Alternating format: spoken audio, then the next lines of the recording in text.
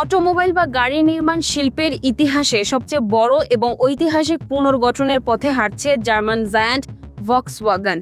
বিভিন্ন অভ্যন্তরীণ সূত্রের খবর অনুযায়ী কোম্পানিটি তাদের বৈশ্বিক কর্মী বাহিনীর প্রায় 15% অর্থাৎ প্রায় 1 লাখ কর্মী ছাঁটাই করার চূড়ান্ত পরিকল্পনা করছে। একই সাথে জার্মানি জুড়ে থাকা তাদের 4টি বড় উৎপাদন কারখানা স্থায়ীভাবে বন্ধ করে দেওয়ার মতো কঠোর সিদ্ধান্ত নিতে যাচ্ছে 89 বছরের পুরনো এই প্রতিষ্ঠানটি। ভক্সওয়াগনের প্রধান নির্বাহী অলিভার ব্লুম আগামী 9 জুলাইয়ের বোর্ড মিটিংয়ে এই বিশাল স্ক্র্যাপ প্ল্যান বা ছাঁটাইয়ের প্রস্তাবটি তুলতে যাচ্ছেন। মূলত জার্মানির হ্যানোভার জুইকাও এমজেন প্ল্যান্টকে এই বন্ধের তালিকায় রাখা হয়েছে, যেখানে সরাসরি 45,000-এর বেশি কর্মী কাজ করেন। এর আগে 2024 সালের শেষে 50,000 কর্মী ছাঁটাইয়ের চুক্তি হয়েছিল, তবে বর্তমান সংকট এতটাই গভীর যে সেই লক্ষ্যমাত্রা এখন দ্বিগুণ করা হচ্ছে। কিন্তু হঠাৎ কেন ভক্সওয়াগনের এই চরম বিপর্যয়? এর পেছনে রয়েছে 3টি প্রধান কারণ।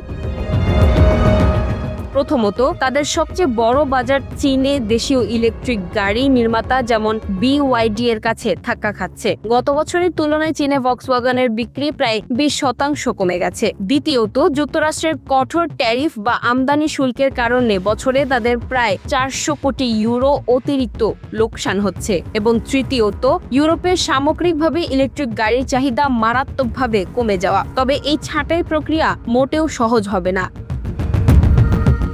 জার্মানির শক্তিশালী শ্রমিক ইউনিয়ন IG মেটাল এবং ভক্সওয়াগনের ওয়ার্কার্স কাউন্সিল যৌথ বিবৃতিতে জানিয়েছে তারা এই সিদ্ধান্তের বিরুদ্ধে নিজেদের সবটুকু শক্তি দিয়ে লড়াই করবে, কারণ ভক্সওয়াগনের প্রধান শেয়ার হোল্ডার খোদ জার্মানির লোয়ার স্যাক্সনি রাজ্য সরকার, যারা শ্রমিকদের অধিকার রক্ষায় দিতে পারে।